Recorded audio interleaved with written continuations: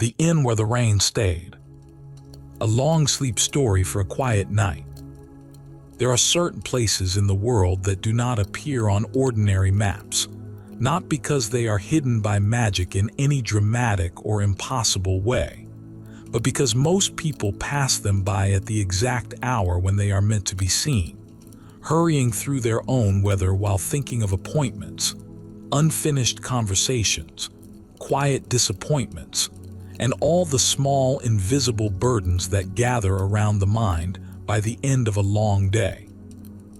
One of those places stood at the far end of a narrow coastal road, where the hills leaned gently toward the sea, and the rain, instead of falling quickly and passing on, seemed to linger with a strange and patient affection, touching the roofs, the grass, the old wooden fences, and the dark windows of the houses as though it had come back to remember them. The road itself was not famous, and no traveler would have chosen it unless they had either lost their way or grown too tired to continue along the larger road that crossed the cliffs above the bay. But on misty evenings, when the sky lowered itself until the clouds almost brushed the tops of the black pines, a small golden sign could sometimes be seen swinging beside a stone gate. On the sign, painted in careful white letters softened by age and weather, were the words "The Lantern" and "Rain Inn," and although the name was simple, it had the calm sound of a place that did not ask people why they had come, but only opened its door when they were ready to stop pretending they were not tired. The inn was a quiet building, older than it first appeared, with ivy climbing along one wall, a deep slate roof darkened by rain, and windows that glowed with a warm amber light whenever evening arrived early, which happened often in that part of the coast and always seemed to happen without apology. Inside, the air carried the soft scent of cedarwood, black tea, clean linen, old books, and the kind of fire that had been kept alive through many winters by people who understood that warmth was not only a comfort, but also a form of welcome. On the evening our story begins, the rain had been falling since morning, though never heavily enough to seem angry, and by twilight it had softened into a steady silver curtain that blurred the road, polished the stones, and made the whole world beyond the inn appear farther away than it truly was. A traveler named Rowan arrived just after dusk, carrying a leather suitcase in one hand and a dark wool coat folded over one arm, although he had no clear memory of deciding to stop there, nor could he quite remember how long he had been walking along the road before the golden sign appeared through the mist. He was not a young man, but he was not old either, and he had the tired expression of someone who had spent many years being useful, polite, dependable, and quietly worn down by the invisible effort of holding himself together in rooms where no one noticed how much strength it took. When he pushed open the door of the inn, a small bell rang above him with a soft musical sound that seemed to belong less to the door and more to the evening itself, as though the house had gently acknowledged his arrival and made room for him inside its quiet. The woman at the desk looked up from a book she had been reading beside a green-shaded lamp, and before Rowan could apologize for dripping rainwater onto the wooden floor, she smiled with the calm certainty of someone who had been expecting him, or at least expecting someone very much like him. "Good evening," she said in a voice low enough not to disturb the fire. "You have arrived at the right hour, which is not always the same thing as arriving on time." Rowan, who was too tired to decide whether this was strange, comforting, or simply the kind of sentence people spoke in remote inns during rainy weather, set down his suitcase and removed his hat while the warmth of the room slowly began to reach his hands.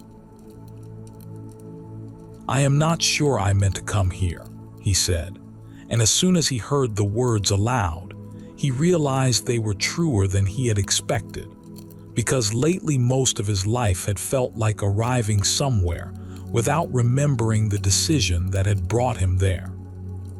The woman closed her book carefully, marking her place with a ribbon the color of dried lavender, and looked toward the window, where rain moved slowly down the glass in long, wavering lines that caught the firelight and turned it into gold. "Most people do not mean to come here," she replied, "but many are relieved after a while that they did."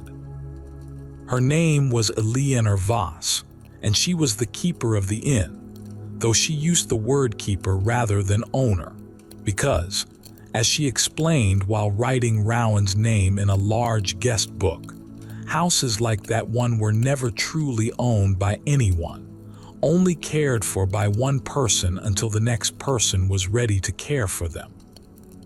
The lobby was small but spacious in feeling, with a red patterned rug faded by years of footsteps, a round table holding a bowl of pears, a grandfather clock that ticked more slowly than Rowan expected, and several armchairs arranged near the fire in such a natural way that they seemed less like furniture and more like invitations.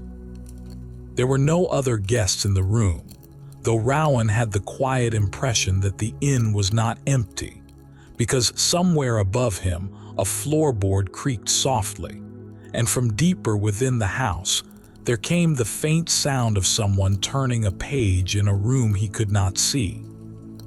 Eleanor gave him a brass key attached to a wooden tag carved with the number 7, then rang a small handbell on the desk, and a moment later an elderly man appeared from a hallway carrying a tray with a pot of tea, 2 cups, a small jar of honey, and a plate of warm bread wrapped in a linen cloth. "This is Mr. Orlin," Eleanor said, as if introducing someone of great importance, "and he knows where everything is, even the things that have been misplaced for years." Mr. Orlin bowed slightly, his white eyebrows lifting in amusement, and said that dinner would be served whenever the traveler felt less like the weather and more like himself, which was such a kind sentence that Rowan did not fully understand it until much later. He followed Mr. Orlin up the stairs, which curved gently beneath framed paintings of quiet landscapes, winter orchards, dark rivers, sleeping villages, and one peculiar picture of a moonlit library whose shelves appeared to stretch far beyond the edges of the frame. His room was at the end of the second-floor corridor, where the sound of rain on the roof was steady and close, and when Mr. Orlin unlocked the door and stepped aside, Rowan saw a room that seemed to have been prepared not for a customer, but for a person returning after a long absence. There was a narrow bed with a thick cream-colored blanket, a writing desk beneath the window, a small fireplace already burning, a blue ceramic wash basin, a wardrobe with polished brass handles, and beside the bed on a little wooden table, a book with no title on its cover. The window looked out over the back garden of the inn, where rain silvered the bare branches of an apple tree and gathered in the stone basin of an old fountain. And beyond the garden, half hidden by mist, Rowan could see the dark suggestion of a forest descending toward the unseen sea.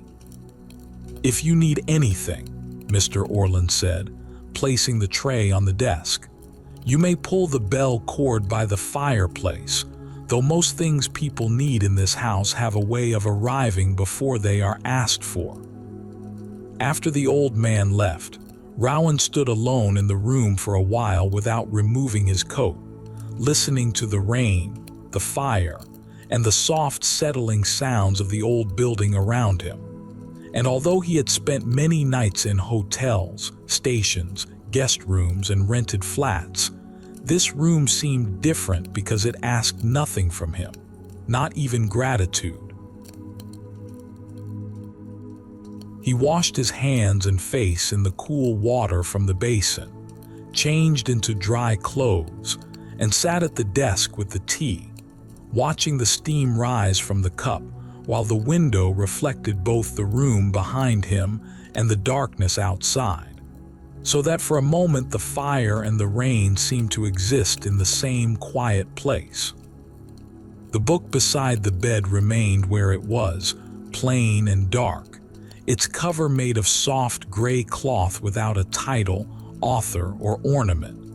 And although Rowan noticed it several times, he did not open it, because there was something about its stillness that made him feel it would be better to wait.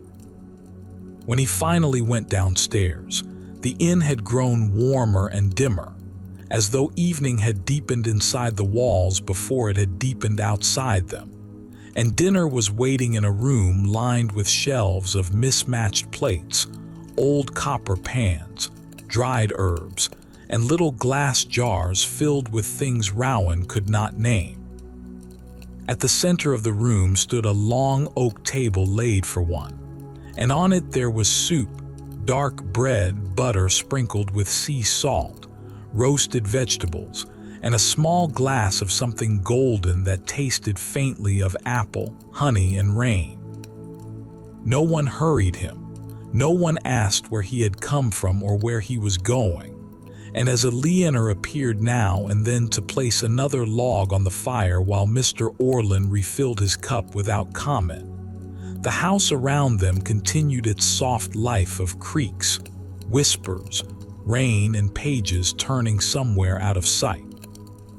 It was only after dinner, when Rowan had returned to the lobby and taken the armchair nearest the hearth, that he noticed the door beneath the stairs, narrow and dark green, almost hidden behind a stand of umbrellas, walking sticks, and rolled maps tied with faded ribbon. Unlike the other doors in the inn, this one had no handle, only a round brass keyhole that reflected the firelight like a tiny watchful eye, and Rowan might not have noticed it at all if the grandfather clock had not struck 9 in its slow, mellow voice. At that exact moment, a thin line of light appeared beneath the door.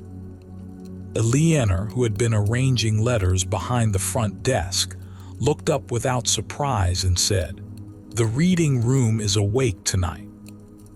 Rowan turned toward her, and although he wanted to ask what that meant, the quietness of the room made the question feel too loud. So he waited while she took a small brass key from a drawer and crossed the lobby with it resting in her open palm. "It does not open every evening," she said, placing the key in his hand. "And it never opens to everyone, though I have learned not to ask why it chooses one guest rather than another."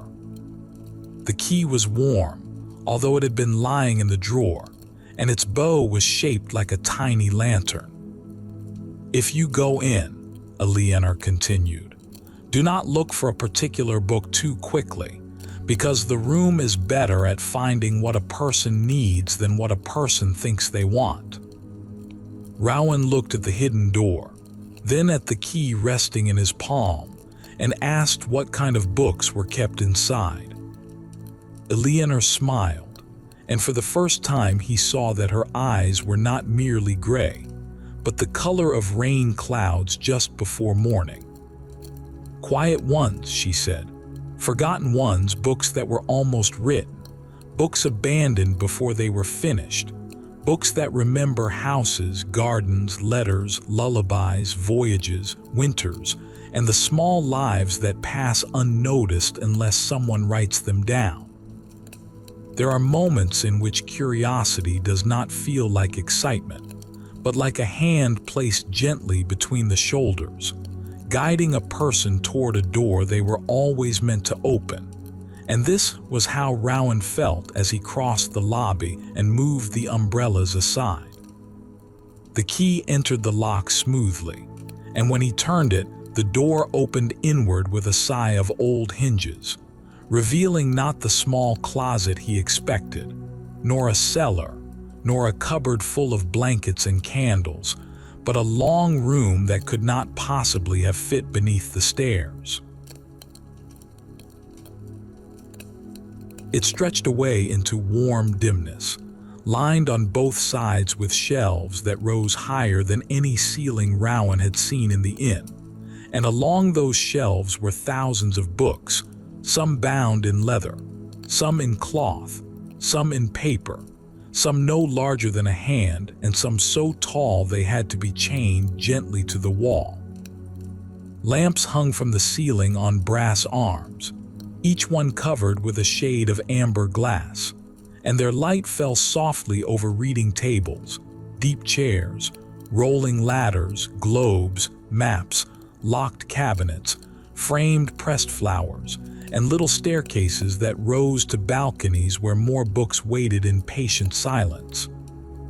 The air smelled of dust, rain, paper, and something faintly sweet, like dried orange peel.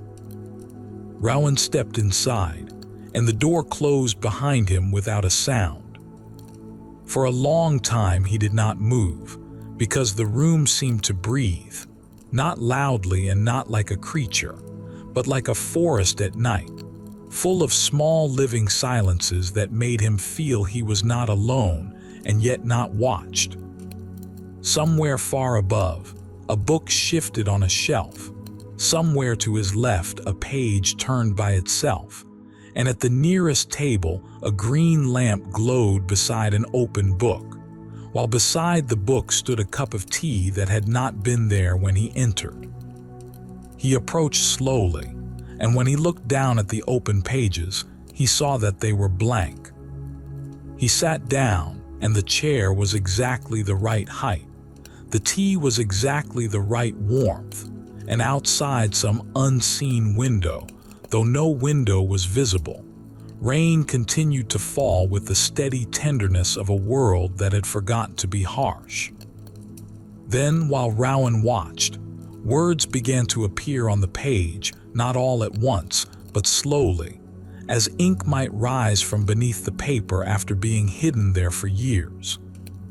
There was once a man who arrived at an inn during rain, carrying a suitcase full of clothes, letters, and decisions he had postponed for so long that they had become heavier than grief. Rowan stopped breathing for a moment, and although he looked around the reading room, there was no one else there, unless the books themselves counted as company. He read the sentence again, and although it was written plainly and without accusation, he felt understood in a way that made him neither ashamed nor afraid, only tired in a deeper and more honest way than before. More words appeared. He believed he had come to rest for one night, yet the house knew, as old houses sometimes know, that rest is rarely a single night, and that the soul, when it has been carrying itself too tightly for too many years, must be invited to loosen by degrees. Rowan touched the edge of the page, half expecting the ink to smear, but it did not. The book did not tell him what would happen, and it did not command him to change his life or reveal a grand secret. Instead, it described the room around him, the fire upstairs, the rain on the roof, the tea beside his hand, and the way his shoulders had been lifted toward his ears for so long that he had forgotten they were allowed to rest. Because the words did not rush, Rowan did not rush either. He sat in the reading room for what might have been minutes or hours, reading slowly as the book wrote slowly, until the clock somewhere in the inn struck 10 and then 11, though the sound reached him faintly, as if passing through warm water. At last, the writing paused at the bottom of a page and told him that, when he was ready, he might walk to the shelf of unfinished journeys and choose the one whose title felt like rain remembered from childhood. Rowan looked up and saw, across the room between two tall windows that had not been there a moment earlier, a narrow ladder standing against a high shelf with a small brass label beneath it that read Unfinished Journeys. He rose from the table, carrying the lamp in one hand, and crossed the room slowly, passing shelves marked letters never sent, gardens in winter, houses that waited, ships that returned, dreams of quiet cities, and maps drawn by memory rather than measurement. At the shelf of Unfinished Journeys, the books were thinner than the others, and many of them had ribbons hanging out like tongues of color. Some titles were plain, some were strange, and some seemed to shift when he looked at them too directly. He saw the road after the last station, a ferry at low tide, the blue door in the snow, the orchard beyond Tuesday, and a map of rooms one has left too soon. But the book that finally drew his hand was a small volume bound in rain-colored cloth with a silver title that read The Train That Stopped for Sleeping Towns. The moment Rowan took it down, the rain outside the invisible windows grew softer, and somewhere very far away, or perhaps only very deep inside the old room, there came the low, distant sound of a train whistle moving through mist. He returned to the table. The blank book he had been reading was closed now, and in its place lay a folded ticket edged in blue and printed with his name. Not Mr. Rowan Hale, not Sir, not passenger, but only Rowan when ready.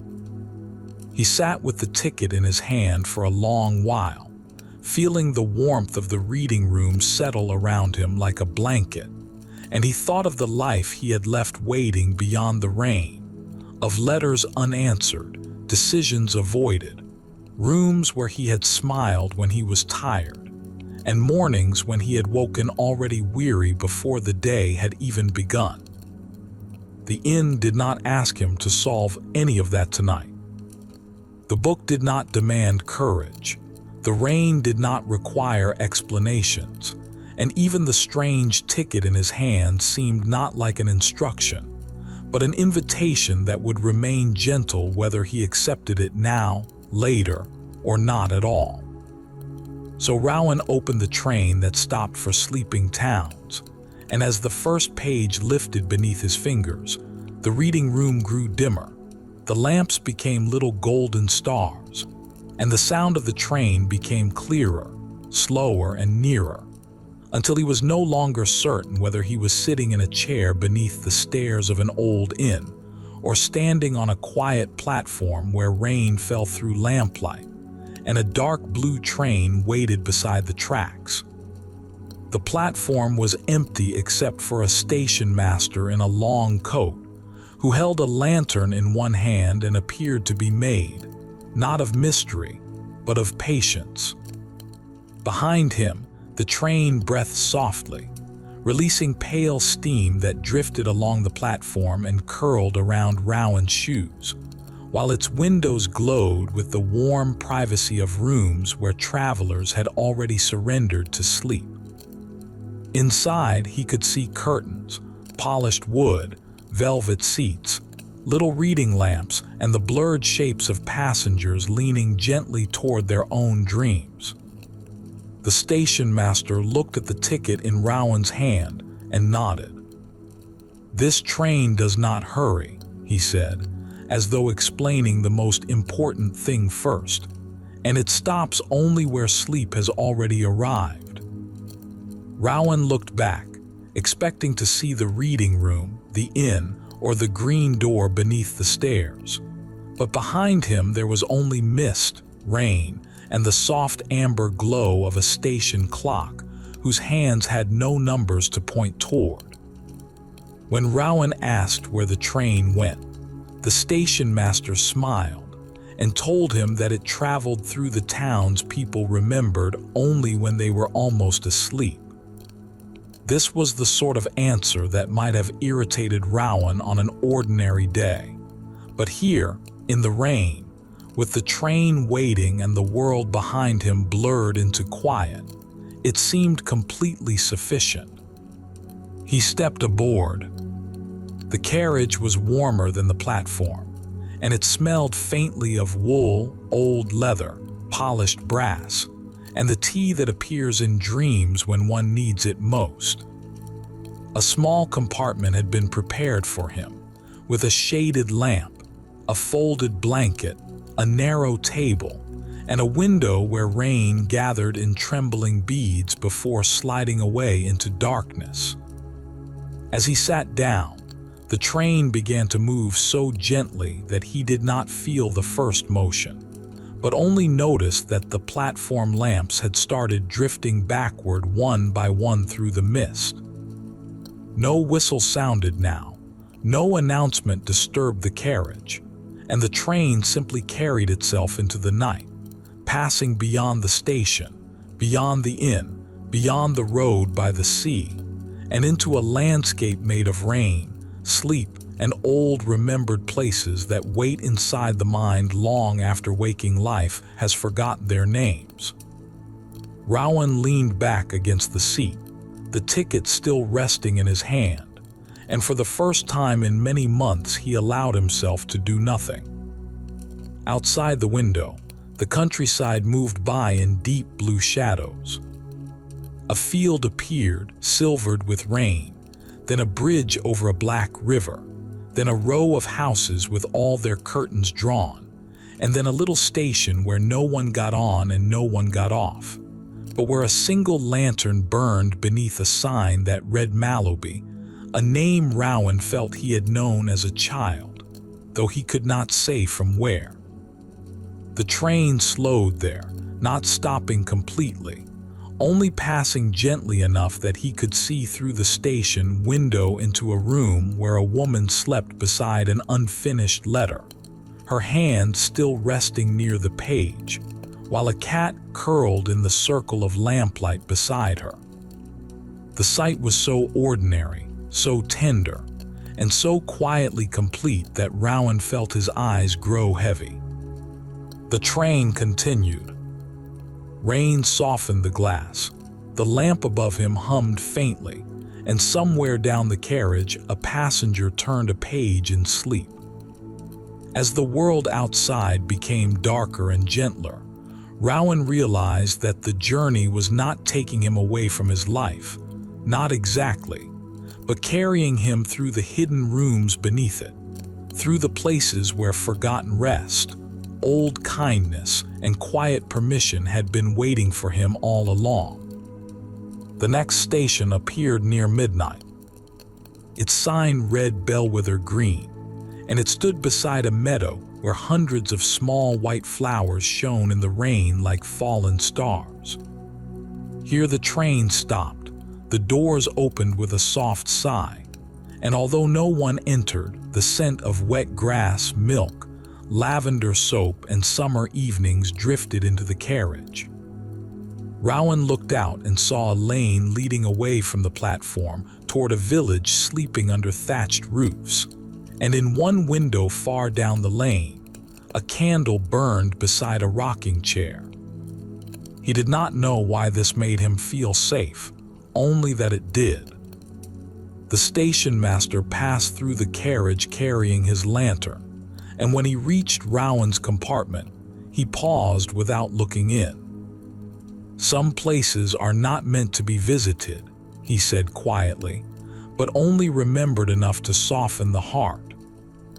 Then the doors closed, the train moved on, and Bellwether Green slipped backward into the rain. Rowan pulled the blanket over his knees.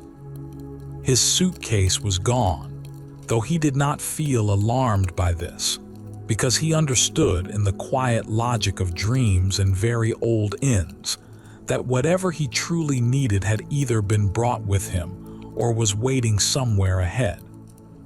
The train rocked gently, not sharply and not like travel in the waking world, but with a slow cradle-like rhythm that seemed timed to the breath of sleeping towns. Through the window, he saw a forest now, tall and dark, with rain shining along the trunks of the trees.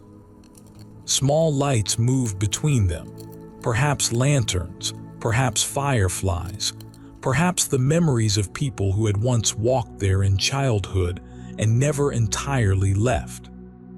He meant to stay awake to see the next station, and he meant to read the little timetable folded beside the lamp, and he meant, as people often do, to understand the journey before allowing it to carry him.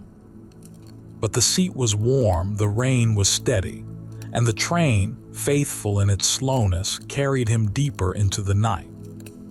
His eyes closed. In that drifting place between waking and sleep, he heard again the voice of a Leaner at the inn, saying that some people arrive at the right hour without knowing they were late for rest. He saw the fire in his room, the book without a title, the hidden door beneath the stairs, the rain on the apple tree, and the little fountain filling slowly in the garden. Then even those images loosened and became softer, until there was only the rhythm of the train, the warmth of the blanket, and the feeling of being carried without needing to decide the direction. When he woke, if waking was the right word, dawn had not yet come, but the darkness had become lighter, the way darkness does just before morning begins to think about arriving. The train was still moving. Outside, the rain had thinned into mist, and beyond the window stretched a wide valley filled with sleeping houses, silver streams, and fields where sheep stood like pale stones under the early sky. On the table before him sat a new cup of tea, and beside it was a note in a Leaner's handwriting, though he had no idea how it had come to be there. Rest is not the opposite of a journey. Sometimes it is the first honest mile. Rowan read the sentence several times, not because it was difficult, but because something in him wanted to receive it slowly. The train began to slow. Ahead, a small station waited at the edge of the valley, its lamps still glowing in the blue hour before sunrise, and the sign on the platform read Havenlow. The doors opened, and the station master appeared with his lantern. "This is your stop for tonight," he said. Rowan looked out at the quiet platform, then back into the warm carriage, not wanting to leave and yet not afraid to do so. When he asked whether the train would return, the station master's expression softened, as if this were the question every traveler asked eventually. It always returns for those who have learned how to wait without fear. Rowan stepped down onto the platform. The air smelled of wet stone, morning grass, and distant sea, though the sea itself was nowhere in sight. Behind him, the train remained for a moment, glowing gently in the mist, and then, without hurry, it began to move away. He watched until the last carriage disappeared beyond the curve of the tracks. Then the platform faded, the valley faded, and the mist became the pale curtains of his room at the inn. Rowan opened his eyes to the soft gray light of morning. He was lying in the narrow bed beneath the cream-colored blanket, while rain still touched the window more lightly than before, and the fire in the hearth had burned down to a bed of red embers. Beside him, on the little wooden table, lay the gray book with no title. On top of it rested a cream-colored ticket edged in blue. Rowan sat up slowly, holding his breath for no reason he could name, and when he picked up the ticket, he saw that the words had changed. It no longer said Rowan when ready. Now it said Rowan when rested. He smiled then, not widely and not with sudden happiness, but with a quietness that felt older and steadier than happiness. Outside, the inn garden shone with rain, the apple tree stood still, the fountain was full, and somewhere downstairs a kettle began to sing. For the first time in a very long while, Rowan did not reach immediately for his worries, did not gather them up like clothes from a chair, and did not begin the day by becoming useful before he had even become awake.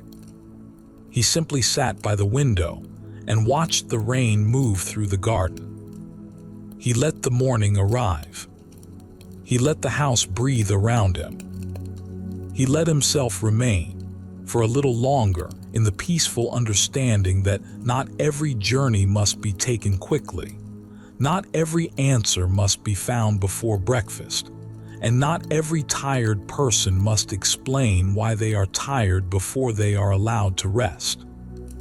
Downstairs, the inn waited.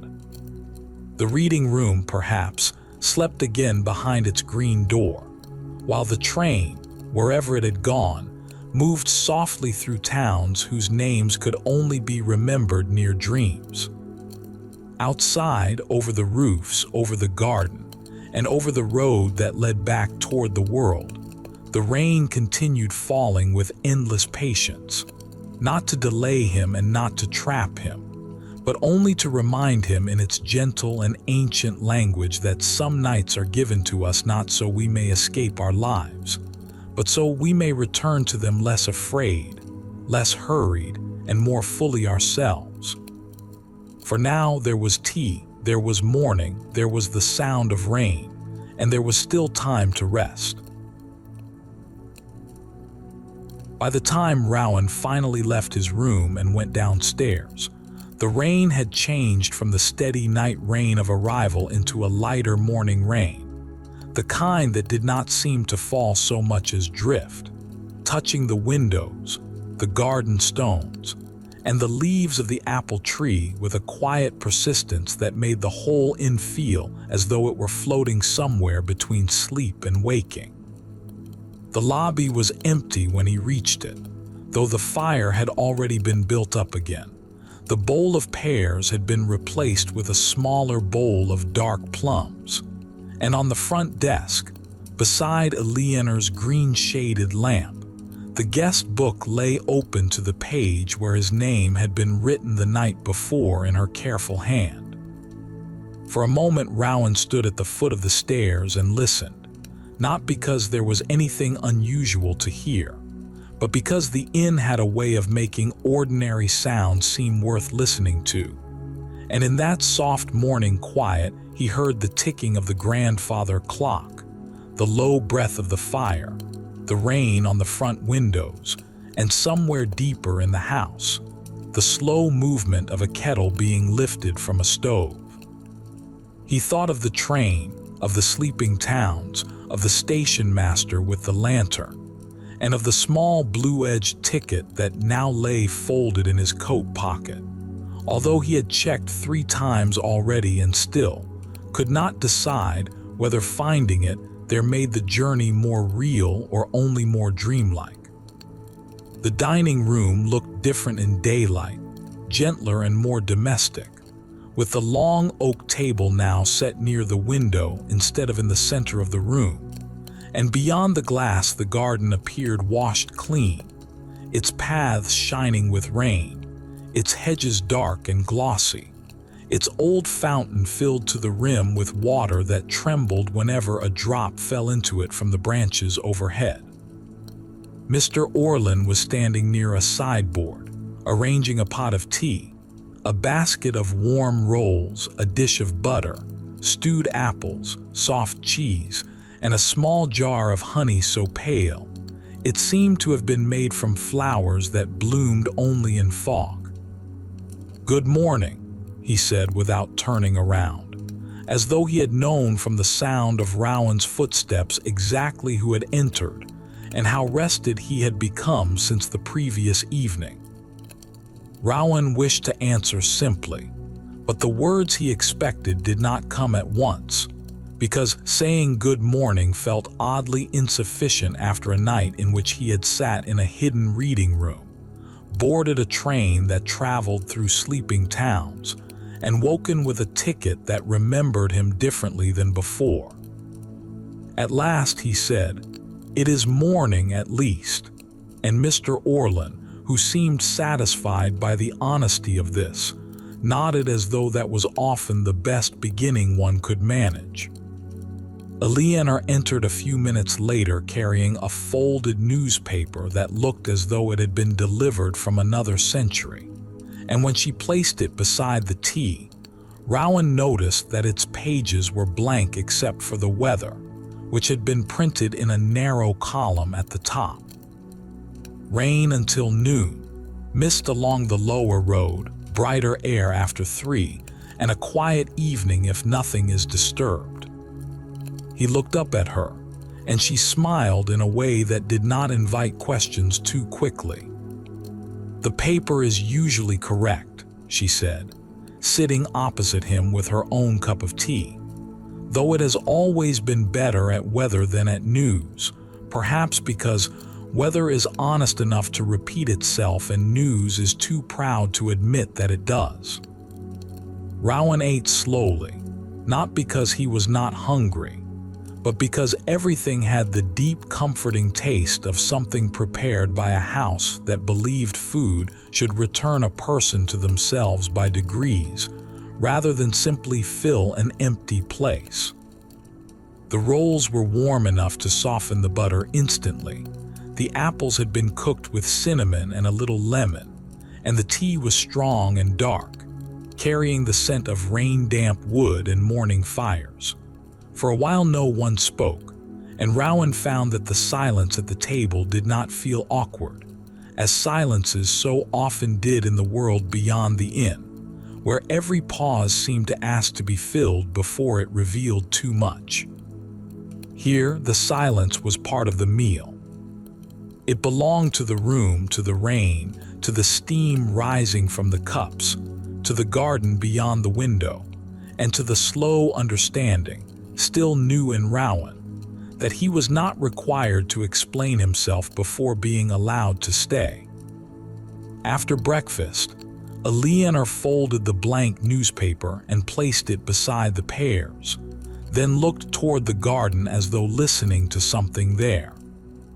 "If the rain lightens before noon," she said, "you may like to walk the covered path behind the house, not far and not for any practical reason, but simply because the garden is sometimes easier to understand in weather like this."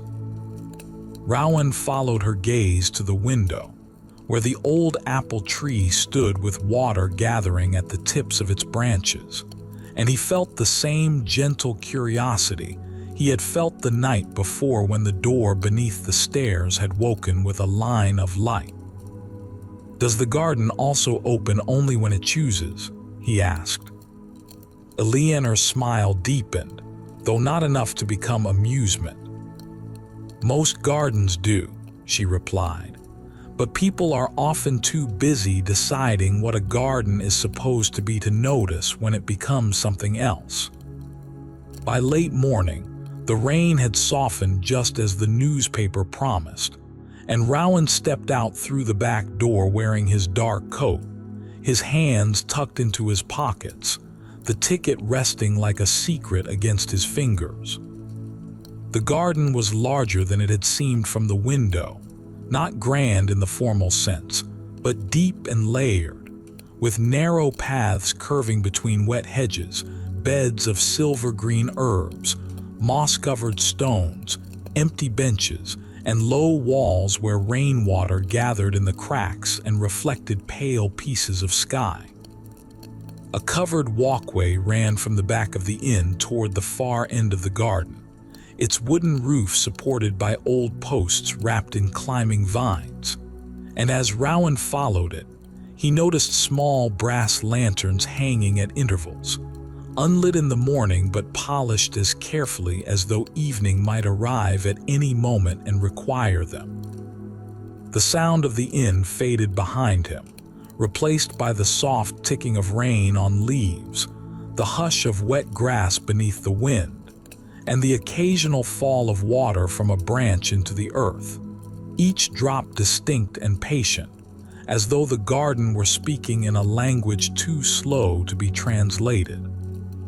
Halfway along the covered path, Rowan came upon a narrow greenhouse made of iron and old glass, nearly hidden behind a curtain of ivy, and though many panes were fogged with rain, a warm green light glowed from within. The door stood slightly open.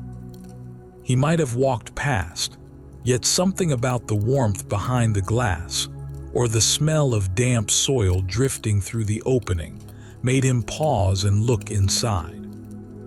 The greenhouse was filled not with exotic flowers or carefully arranged displays, but with ordinary growing things given extraordinary attention.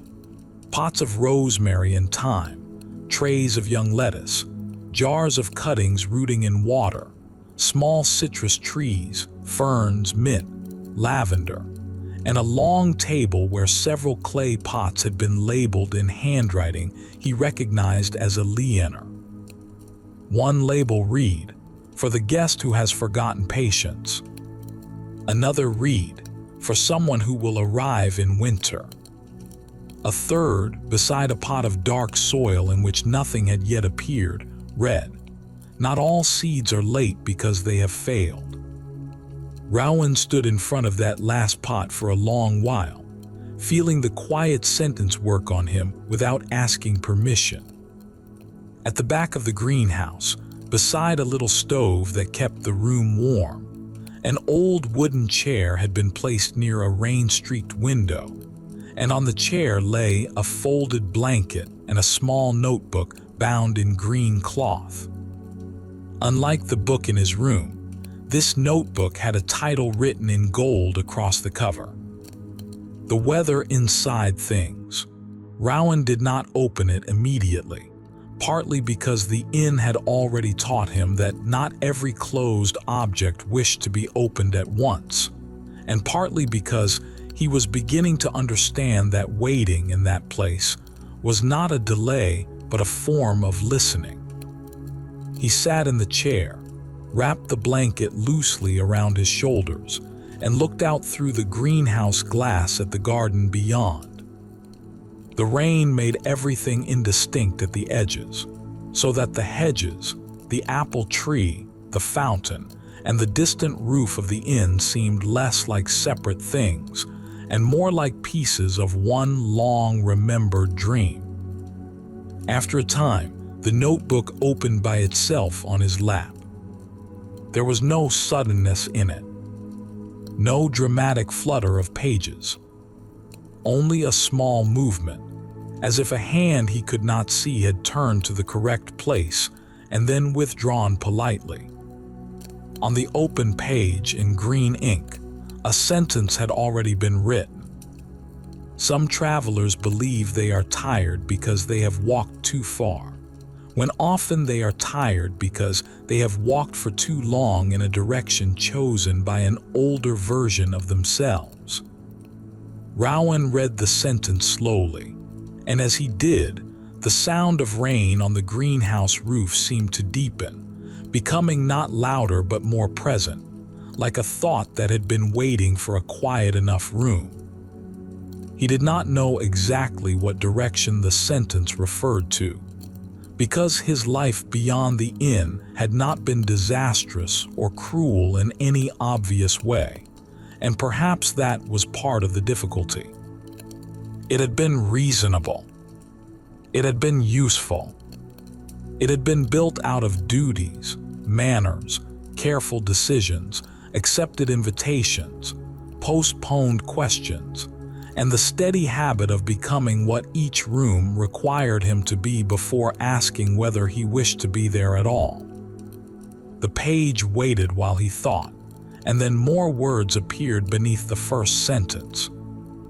A life may become too narrow without ever becoming visibly broken, and there are roads a person can follow for years simply because no one has asked whether the road still belongs to them. The greenhouse was very still. A drop of rain slid down the glass beside him, paused at the lower frame, then fell out of sight. Rowan leaned back in the chair and closed his eyes, not sleeping, but allowing the words to settle where they wished. He remembered offices where the windows did not open, dinners where laughter had arrived half a second too late, letters he had written carefully and never sent, train platforms where he had watched others leave for places he pretended not to envy, and a particular morning many years before when he had stood outside a music hall in a city far from the coast, holding a ticket to a concert he had wanted to attend, only to fold it into his pocket and go instead to a meeting that had not mattered in the end. The memory surprised him not because it was painful, but because it was so small. No tragedy had followed.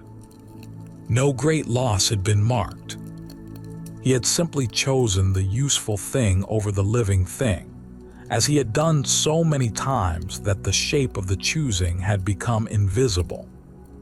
The notebook remained open on his lap. After several minutes, the green ink returned. There is no need to accuse the self that survived by being careful, because carefulness is often a shelter before it becomes a wall, and the work of rest is not to tear down every wall at once, but to notice where a door might be made. Rowan opened his eyes. The greenhouse seemed warmer than before, and he realized that he was holding the blue-edged ticket from the train between his fingers, though he did not remember taking it from his pocket. On the back of the ticket, where there had been nothing that morning, a new line had appeared. The next train does not leave from the station. He turned it over, then back again, but the words remained exactly as they were. For reasons he could not explain, he looked toward the far end of the greenhouse, where a second door stood behind hanging ferns and several pots of lavender. Through its fogged glass, he could see only a suggestion of a path beyond, descending gently away from the garden. When Rowan stepped outside, the rain had almost stopped, leaving behind that hushed brightness that sometimes follows a long shower, when every surface holds light more carefully than before. The path beyond the greenhouse was narrower than the covered walkway, and paved with flat stones that disappeared beneath moss in places, and it led not back toward the inn, but downward through a small orchard, where old pear and apple trees leaned over the path like tired guardians. He walked without hurry, noticing the smell of wet bark, the dark earth beneath the trees, the silver threads of spiderweb strung between low branches, and the soft, distant murmur that might have been wind in the leaves or the sea hidden somewhere below. At the edge of the orchard, the land opened unexpectedly, and Rowan found himself standing above a shallow valley he had not seen from the inn. It was filled with mist, not the heavy fog of night, but a pale morning mist that lay in the hollows like breath held by the earth. At the bottom of the valley, where the path curved out of sight, stood a small stone bridge crossing a narrow stream. Beside the bridge was a wooden post with no sign attached to it. On top of the post sat a lantern, unlit. Rowan descended carefully, one hand brushing the wet branches at his side, and with every step the inn grew farther away, though he never felt that he was leaving it entirely. The place seemed to follow him in some quiet manner, not as a building, but as permission. When he reached the bridge, he saw that the stream beneath it was very clear, running over brown stones and fallen leaves, and in the water's surface he could see not only the pale sky and his own reflection, but also, impossibly faint, the dark blue shape of a train passing somewhere beneath the current. It was there only for a breath. Then it was gone. Rowan stood on the bridge with the ticket in his hand, and the words on the back seemed warmer now. The next train does not leave from the station. He looked at the lantern on the post. It was old, with a brass frame and blue glass panels, and although there was no flame inside, it held a little of the morning light in a way that made it seem quietly awake. When he lifted it, a sound came from the valley below. Not a whistle. Not quite. It was more like the memory of a whistle, softened by water, distance, and leaves. The mist shifted. Beyond the bridge, where there had been only a path a moment before, a narrow lane appeared, paved with pale stones and bordered by tall grass beaded with rain. At the far end of the lane stood a little station house no larger than a cottage, with a roof of green slate and windows bright with lamplight. Though Rowan was certain no building had stood there when he first looked down into the valley. He crossed the bridge. The lantern in his hand remained unlit, but the blue glass glimmered as he walked, and with each step the air grew quieter, as though the valley were folding away the ordinary sounds of the world so that a different kind of listening could begin. The station house had no name on its front, only a small painted sign beside the door that read, "For those who are not finished resting." Inside, there was a wooden bench, a stove, a clock without numbers, and a counter where a woman with white hair was arranging dried flowers into a cracked blue jug. She looked up when Rowan entered, and though he had never seen her before, she greeted him with the mild familiarity of someone meeting a guest in a dream they had both agreed not to question too early. "You found the garden platform," she said. "I did not know I was looking for it," Rowan replied. "Most people are not looking for what finds them here," she said, returning to the flowers, "and that is usually why it finds them.